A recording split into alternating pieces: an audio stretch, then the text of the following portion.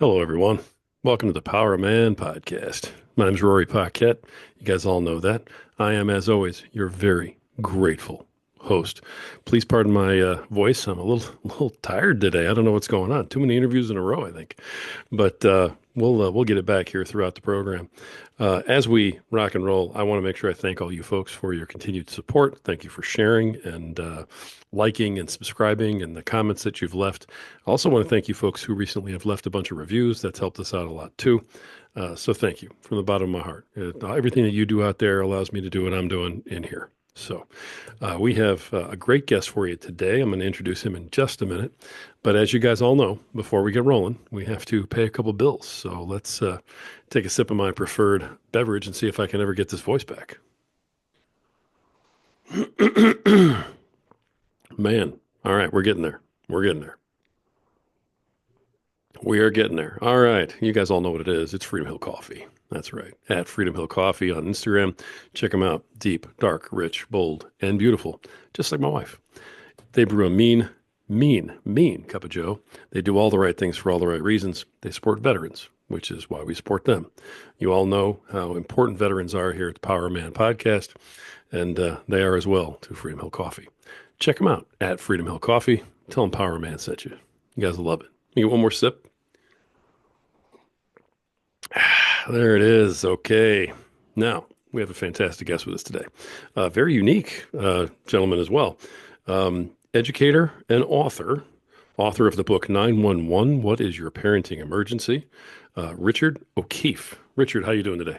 Hi, Roy. Thanks for having me on your podcast. Not at all. I appreciate you being here today. You've got a unique story, and you do a couple of unique things. You teach in the prison system. Yes, Yeah. How long have you been doing that? I've been doing that since 2016, about 8 years now. That's awesome. So I teach fathering skills to incarcerated men in Utah State Prison and in the county jails. Man, all right. Richard, why don't you tell everybody, a little bit more about you and kind of how you got into that? Sure. Um, let me back way up here. I've got 6 children, 23 grandchildren, Wow. and 4 great grandchildren. Holy cow. Congratulations on all Thank, those. thank you. But That's I have to awesome. tell you, back in the beginning, when I was a young parent, I was clueless. I didn't have a good model. My dad left us early in my life, and so I didn't have a good model from which to learn good parenting skills. I didn't know what to do. I thought when he became a parent, all these parenting skills would come automatically. Well, certainly I was wrong about that. My kids would misbehave, they'd refuse to cooperate, they'd fight, they'd argue, they'd lie. And this was before they were 5 years old. I was already overwhelmed and stressed out. There came a point in my life where I thought that I need to make a serious change in my life, or both me and my children would be in big trouble. So I started reading books. The first thing I discovered was how many books there were. They seemed endless. I had to ask myself, if they all teach the same thing, then why so many? And if they teach different skills, how many of these parenting books am I going to have to read before I learn all the parenting skills that I need to learn? Well, as I went from one book to another, I started to discover that they all had something in common. They all taught that children have emotional needs that must be met. I discovered 4 emotional needs that are most prominent. When we meet these emotional needs, good things happen. For instance, relationships with our children grow stronger. Cooperation improves. Parents build strong families where their children learn and practice good values.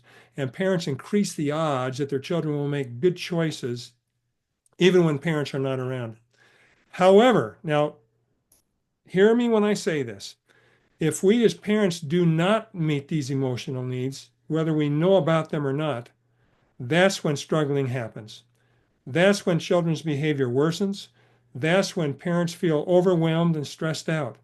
And that's where I was, Rory. I was overwhelmed and stressed out. I was ready for a change. I was ready to learn parenting skills. So this was like a revelation to me. Well, over time, I came up with a simple, easy to understand formula for raising children that's only 5 words long. I consider them the most powerful 5 words a parent can live by. And they are meet the 4 emotional needs. Meet the 4 emotional needs. Every child has these 4 emotional needs that must be met. And I want you to know what they are. So may I share them with you? Yeah, please do. Please do. The first emotional need that all children have is what we call a sense of belonging. They all want attention. They want to be part of the family. They want to feel important and they want to feel that they matter. Now, children discover that when parents do not meet the sense of belonging in positive ways, they can meet it on their own by misbehaving. They discover that angry attention is better than no attention at all. Sense of belonging, number one. Number two, sense of personal power. All children want to feel independent. They want to feel significant. They want to do things their own way, and they don't like a big person telling them what they can and cannot do. If we can meet their sense of personal power, then we can tame their aggression, you see. However, if we do not meet the sense of personal power, they know how to get it on their own by simply saying no to a request or a directive. It gives them a power fix, you see. And that's what causes power struggles between parents and kids, is this sense of personal power that's so deeply ingrained in every child. The third emotional need that all children have is to be heard and understood. So when children come to us in distress and we do not meet their need to be heard and understood, they take that anger and despair and frustration and discouragement and they suppress it. They bottle it up. And over time, after having years of not being heard and understood, it's got to come out in their behavior. And a lot of these men that I teach in prison went their whole lives without feeling heard and understood. I ask them, do you think that there's people in this prison that didn't feel heard and understood, like maybe for their whole lives? And of course, Right. that's not. Yeah. Yeah. The fourth need that all children have is boundaries. And boundaries is made up of two parts. Number one, teaching, and number two, correcting. So we teach values, we teach expectations, and we make rules. And then we correct our children when they push those boundaries. So I've discovered that there are 15 required parenting skills to meet those four emotional needs. And I'd like to list them if that's okay with you. Yeah, you said 15 of them? 15. Wow. Okay. Yeah, absolutely. What are they? Here they are. To meet the sense of belonging. And if you remember, this is kids want to feel part of the family. They want to feel important. They want to feel that they matter. Skill number one is to spend one-on-one time with each of your children. I like to think that this is the foundation of all the other skills because if we do not spend this one-on-one time with each of our children, the other skills are a lot harder to do. In other words, they're not as effective. So I'll come back and I can talk about this later, but Yeah. spending that one-on-one time is probably the most important skill that we can do with our kids. Makes sense. Number Yeah. two, spend family time together. Skill number three is get to know our children. When I say that, I mean get to know them on a deeper level. Number four is make positive deposits. And we can talk about that too. Uh, that's a sense of belonging. To meet their sense of personal power, if you'll remember, this is to help kids feel independent, significant. They want to do things their own way. They want to make choices. And so skill number five is to give choices. So we give children two options for which for which we are okay with. In other words, it would sound like this. Do you want the blue towel or the red towel? You want to eat up to the counter or up to the table? Just these simple choices that give kids help meet their sense of personal power. A lot of parents don't know about this, so they just make choices for their kids. They throw in the blue towel without even giving them a choice. When they could take advantage of the skill, you see, and meet their children's sense of personal power in a positive way. And then the third way that we meet our children's sense of personal power is to set goals and help our children is to help our children set goals and help our children meet those goals. And when children meet a goal that they want to meet, then their self-worth goes up, their self-confidence goes up, the knowledge goes up, and all this comes back to where they are. And so the next time they set a goal, they can set a more harder goal to accomplish, and it helps meet their sense of personal power. The third emotional need that all kids have is to be heard and understood, and that's where skill number 8 comes in. Skill number 8 is acknowledge negative feelings. So it allows children to let go of their distressful feelings. Instead of bottling those feelings up, they can express those feelings. And when they do that, a couple things happen. Number one, those negative feelings are no longer bottled up within them. And number two, a very interesting thing happens when we acknowledge our children's negative feelings. They become more enabled to solve their own problems. Hmm. Interesting how that works, isn't Yeah, it? absolutely. Boundaries is the fourth emotional need that all children have. And there's 7 skills that we can use to meet our children's need for boundaries. Skill number 9 is to give attention to good behavior. This reinforces the good behavior. Skill number 10 out of the 15 is make requests effectively. This is when kids don't listen. We ask them to do something and they don't listen. And I used to go, my kids aren't listening. What's wrong? What am I doing wrong? They're not cooperating. Well, I wasn't making requests effectively.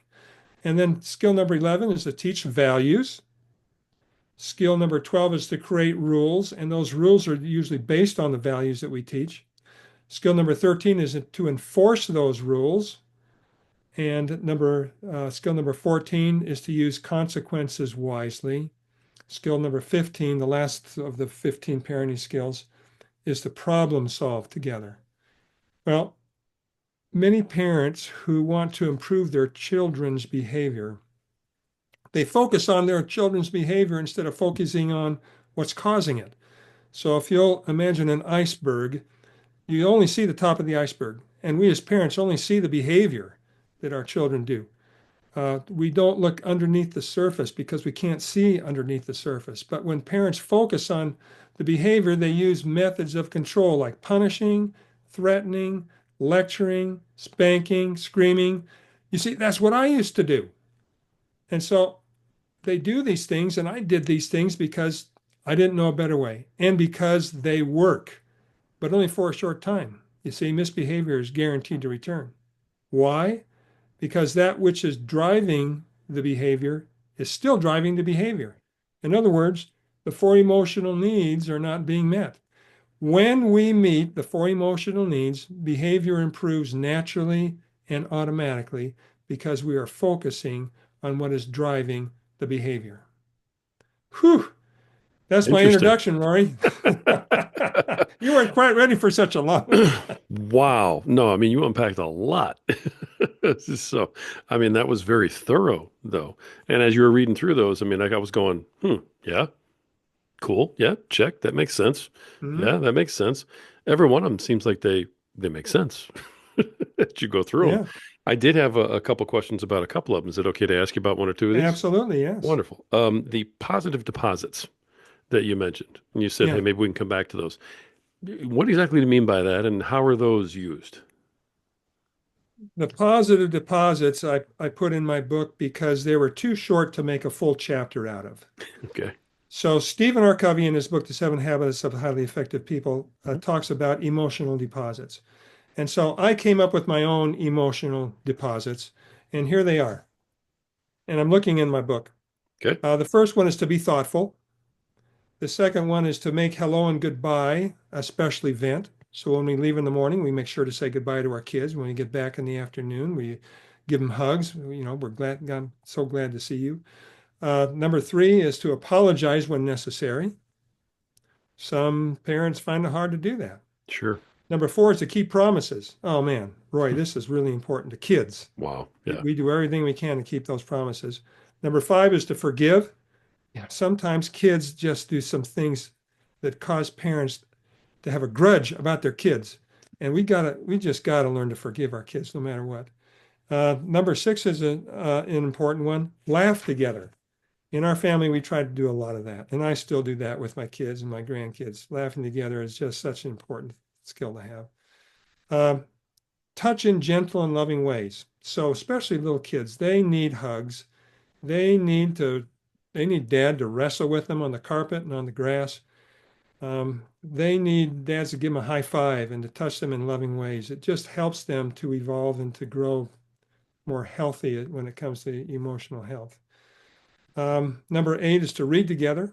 A lot of studies have come out that says that when we read to our kids, it helps them improve in lots of different areas. Uh, Number 9 is to say, I love you. Some parents have a hard time doing this. And I like to even go a step beyond that. I suggest to parents, instead of saying, I love you the next time you do this, say, I love being your mom. I love being your dad. And see if you don't get a different reaction out of that. That was number Interesting. 9. Number 10, this is an interesting one. Dad treats mom with respect and kindness. That's So huge. That's we're huge. bringing our children up to model us. Right. And so if we want our kids to treat the woman that they marry with respect and kindness, then we have to treat the woman in our lives, the mother of our children, with respect and kindness as well. So there you have it, the positive deposits that we make in our kids' lives. I love that last one. I tell, my guys all the time, we are leading by example all the time, every minute of every day, whether we know it or not. Yeah. Yeah. So that's an excellent one. And then there was another one that sparked my interest there, the using consequences wisely. Oh, yeah. What can you tell me Okay. about that? Sure. We want consequences to do the teaching for us. I'll give you a little example. Uh, Little Billy gets a new bicycle. We have a value in our family that we teach that says we respect ourselves, which means that we do things safely. So I get with little Billy and I say, Billy, congratulations on getting this new bike. Now you got to know that there's a rule that we have about riding our bikes with our bicycle helmet on. Then we tell Billy, that was telling Billy the rule. Now we tell Billy why the rule. We keep our bicycle helmet on so that, Billy, why do you think? He says, so I don't get hurt. That's exactly right, Billy, so you don't get hurt. So if I see you riding your bike with your bicycle helmet, you just keep riding as long as you want to until it's time to come home. However, if I see you riding without your bicycle helmet, then I'm going to ask you to put your bike in the garage. For how long, Dad? I don't know, for as long as I think you need to do that. So now tell me, why is it that we wear a bicycle helmet? To be safe. What's going to happen if you wear it? Be able to ride my bike. What's going to happen if you don't wear it? Bike goes in the garage. Great. Now I know that Billy knows what's going to happen, the consequence, see? And so I don't have to worry about it anymore. I don't have to say, Billy, remember, wear your helmet. You're going out to ride your bike. Wear your helmet. Remember to put your helmet on. Don't need to worry about that. Billy knows all that. In fact, what we're going to do is let the consequence do the teaching. Consequences do the teaching far better than reminding or lecturing. So we're driving home, and lo and behold, there's Billy riding his bike down the sidewalk, no helmet on. Billy, Billy, come on over here. I see you riding your bike without your helmet. Oh, Dad, I totally forgot. I forgot all about it. My friends are waiting for me. Please, could I have another chance? Well, as a dad, at this point, we can decide whether or not to give Billy another chance. However, if we do give Billy another chance, isn't it like we're kind of making a liar out of me? Absolutely. Yeah, because you set Yeah. down the ground rules. You're very clear about them. Yeah, yeah. So when I do the consequence, I use as few words as possible. I don't have to say, Billy, remember we talked about this. If you would have wore your helmet like we talked about, this would not have happened. All I have to do is point to the garage and say, garage. Billy knows exactly what's going on. Please, Dad, please. I'm sorry, Billy. Garage. Billy takes his bike over to the garage. Now the consequence has done all the teaching. And I might wait 10 minutes, an hour, depending on if this has happened before. Billy, I think you've waited long enough.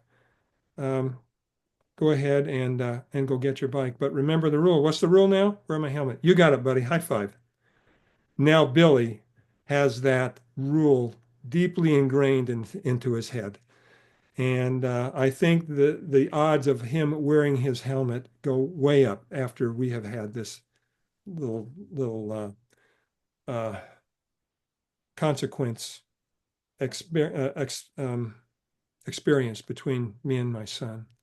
Does that answer your question? It does. Yeah, actually, very well spelled out. explained consequences. Here's what's going to happen and why, and then Hmm. stick to it.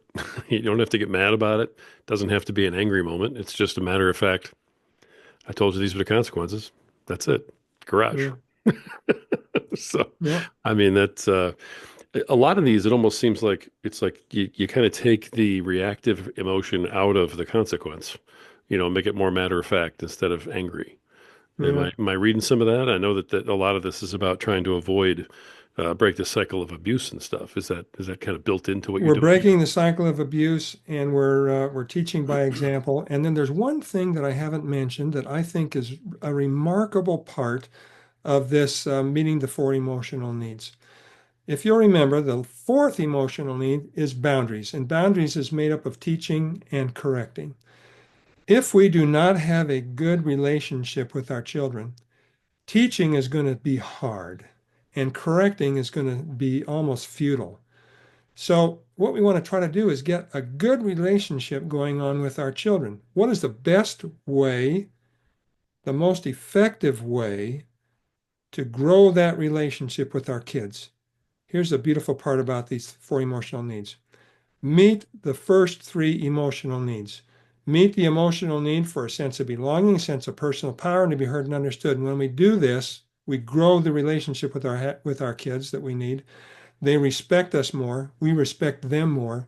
When we teach rules and boundaries, and when we teach expectations and values, they'll be much more open to our teaching.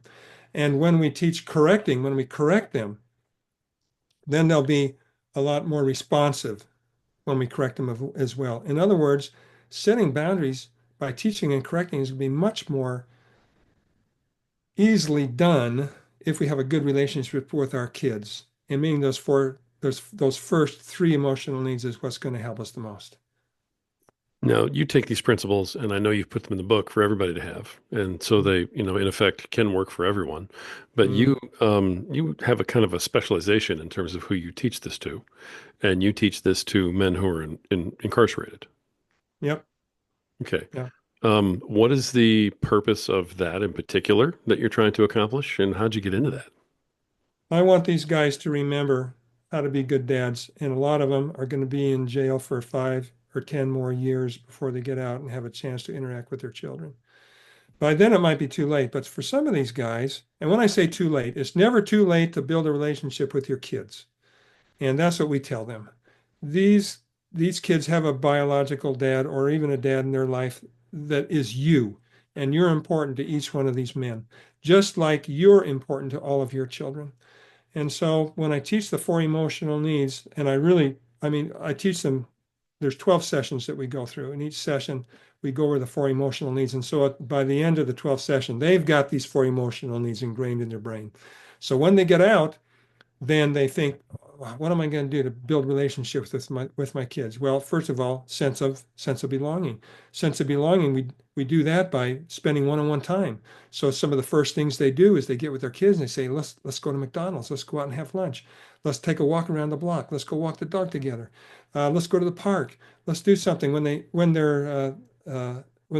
come home to teenagers, they do things like, let's go to the basketball game, let's go see the professional baseball team, the soccer team, the soccer team, ice hockey, doing things one-on-one with their kids. That's what I want them to know as soon as they got out of prison. I want them to have a plan.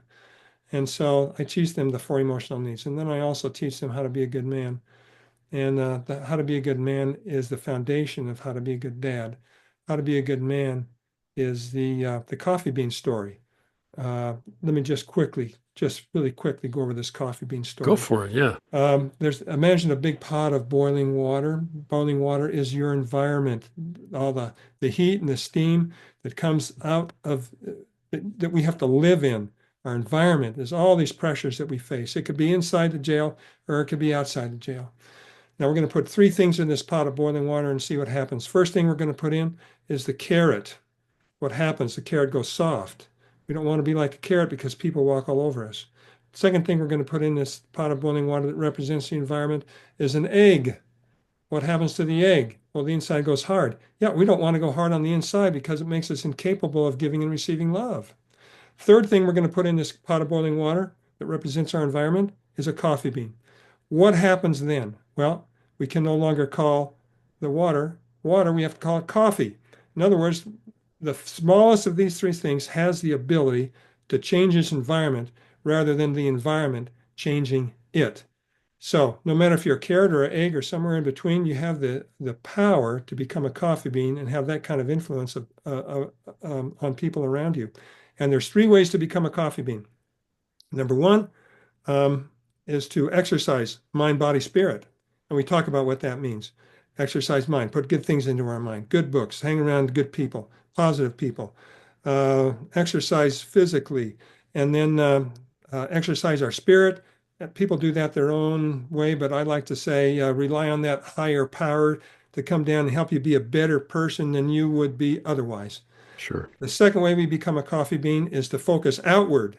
Now we're focusing outward. Serve others. And there's a couple of wonderful things about serving others. I tell these guys, I say, first of all, you can't help somebody else without first helping yourself. It's just the way it is. And then the second thing is that when you help somebody else by serving them, you put good out into the universe. The universe pays you back with interest. The third way to become a coffee bean is the motto. And that's when I ask them to ask me what's a motto. And then I say, nothing, what's the matter with you? And I'm the only one that thinks that's funny. That's a dad joke. I think you got to be a dad or a granddad to understand that joke. That's awesome. So the motto is 10 words. If it is to be, it is up to me, Good which one. means I All right. say, okay, what does that mean to you? Well, if I want something done, I can't rely on other people. I got to do it myself. So what all this is coming down to is that we have a foundation of being a good man, and a good man is like being a coffee bean. And that's who I am. Then on top of that, we build being a good dad. And a good dad is what I do. A good dad is the skills, the techniques, is built upon the foundation of who I am. So if I can send these guys out into the world knowing that how to be a good man and knowing how to be a good dad, I feel that I have made a difference, that my job is done. Nice. Nice. I've like I told you in the pre-interview, I've never actually talked to anybody who's done this, before. I've seen people do it and stuff like that on TV, but never actually talked to someone who did it. How did you get into this kind of thing? What made you say, I'm going to go teach men who are incarcerated? Well, that's a good question. Um, I was explaining a little bit earlier how I read a lot of books on parenting, and I was putting together some parenting classes and some parenting workshops because I wanted to share this stuff with my neighbors and friends and relatives. And I was in a cafeteria once, and there was a newspaper sitting there on a table. And I've been in this cafeteria many times before. I'd never seen a newspaper there before, so I thought I would eat it, I would read it along with my sandwich. And so I opened it up to the Help Wanted page, and I never read the Help Wanted page. I had a good job. And there on the Help Wanted page was an ad for Fatherhood Educator. Uh, and I thought, wow, this is just right up my alley. This is something I'd like to do. So I applied for the job. Out of over 300 people that applied, I was one of the 10 people that they hired. Uh, the people who hired me was Utah State University. And they hired 10 people at the time, and they hired people from all over the state. And of course, I live in Salt Lake City, and so uh, I uh, I taught in and around Salt Lake City. But that's how I got involved. I think that this is interesting. I don't know if you'll share my enthusiasm for this, but I want you to count the number of locked gates and doors that I go through to get to my classroom. So Okay. I arrive at the prison. I go in through a locked door, and all these doors are controlled by somebody else. I go in where the security building, through the first locked door. They have to let me in. And then they scan me just like they do at the airport. They scan all my stuff. I stand in the scanner with my hands above my head. They scan me and make sure that I'm not bringing any contraband in that I'm not supposed to. Then they let me through another locked door. Then I go through a sliding locked gate, another sliding locked gate, another locked swing gate, another swing gate, another swing gate, another swing gate, another swing gate, another swing gate, another locked door. and then another door into my classroom. I don't know how many that was, but that's a lot of doors and gates. I've got 13. I was hash marking it while you were going because I'm like, all right, let's see. And that's not counting the checkpoint where they actually just check you. Yeah, right. So it's Yeah, it's pretty wow. secure. It's pretty secure. And in the beginning, it was, I won't lie, it was intimidating. But after having taught there for 8 years, I've come to see these incarcerated men as real human beings that made some pretty poor choices in their life. And man, they have feelings just like everybody else. And even though I'm not allowed to get really emotionally close to them, I still have this feeling of uh, of love for them. And I hope that comes out of my teaching because I want them to know that when they come to my class, they can feel safe there. In fact, we have a little tradition where when they come in the room, they knock on the door frame, signifying that they leave the prison out there. And we're just a bunch of dads helping each other become better dads. And I have Nice. discovered that as a group, these guys know how to be a good dad. All I have to do is draw it out of them. And so some of our discussions get pretty interesting. And I learned that a lot of these guys know a lot about being a dad, if it's only to do the opposite of the way that they were raised. The way that they were raised, that's another thing that you talk about, in regard to the book, and you talk about breaking the cycle of abuse, and that's coming from their parents to them, Yeah, and then you're trying to stop it there instead of having them pass it on. That's yeah, what that sounds like to me. yeah. A lot of them don't know how to be good parents because they were never raised by good parents. They know what they don't want to do. They don't want Right. to give their kids beatings and whoopings, and they don't want to mistreat them. They don't want to kick them out of the house like they were kicked out. But at the same time, they don't know what to do. And so I teach them how to be a good man and how to be a good dad. Be a coffee bean and meet the four emotional needs. Nice. Nice.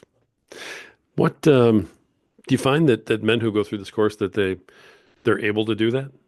That they're able to break this cycle once and for all by doing this and change things? Yeah, well, I am not allowed to keep contact with them when they Oh, go out of the jail. I see. But they tell me at the end of the course comments like, if I had a dad like you, I wouldn't be here today. And so that gives me a feeling like perhaps I did do something good with these guys. Nice. Nice. Richard, it sounds like incredibly meaningful work that you're doing. Thank you. Uh, and you've been doing 8 years so far. Been doing it 8 years. Now I'm going on 73 years old. So I'm about to get to the top of the peak and start going down the other side. So I don't know how much longer I'll be able to do this. I mean, so yeah, I don't want to ask you that question. How much longer are you planning on doing this? I But I don't know. Every day I think, I wonder if it'll be this month, next month, this year, next year. Nothing has been determined yet. I think one day I'll just wake up and I'll go, now's the time. got it. Okay, you're in that stage where it's like, could be any day, could be years from Yeah, now. You know what? yeah, Just when the time is right, that's going to be it. I love that. that's right. Now, let me just touch on the book real quick. The 911, what is your parenting emergency? Mhm. The first of all, where'd you get the title? I mean, that's cool. I like that. I went through dozens of titles and then I heard it. I heard somebody do 911, what is your emergency? Maybe on a TV show or something. And I thought, 911, what is your parenting emergency? Now that's got a bit of a ring to it. I think I'll go with that. It's a long title, I know, but I think it's one that it's an eye catcher. Nice. All right, I like that. No, that works. Now, the book itself, is that I assume that the 15 traits and the four essential emotional needs, those things are covered in there, of Absolutely, course. in great detail. Yep. Okay. And here's something else. Um, I purposely made this book easy to read and easy to understand. I left out the fluff, in other words, the non-essential material, to make this book short and to the point. I've tried to eliminate any excuse a parent could have for not reading this book. I want this book to be purchased by people that are coming out of the prison and the jail, as well as people who are just struggling for one reason or another. And here's another thing is that there's a lot of children who may be going down dark paths, leading to drug and alcohol addiction, unplanned teenage pregnancies, crime and incarceration, and some other things. And my book will help parents keep their children from going down these dark paths, at least increase the odds that children will take better paths to success and happiness. Nice. So the book is written for parents, though, Absolutely, yeah. in how to And parents, behave. it's Got it. it's written for parents who hate parenting books. How about that? I like that. All right. All right. Great. That's how long's it been out? It was published last September. Great. Okay. Excellent. Well, I'm looking forward to picking that up. Do I go to your website to do that, or where do I pick up that book? Well, you can learn about it on my website, but if you want to buy it, probably Amazon.com is the best place where you can get it. Amazon. Got you. All right. Yeah. And your website is what for everybody? It's parenting emergency, sorry, 911parentingemergency.com. Right. There it is. All right. Gotcha. 911parentingemergency.com. All right. So we can go there to find out more about it, but Go go there to and Amazon and pick up the find book. out more about what I've been telling you here. Yeah. That sounds fantastic. All right. Richard, you have unpacked a ton, and I love what you've shared here, and it's a very unique experience that you're sharing. Definitely sounds like meaningful work.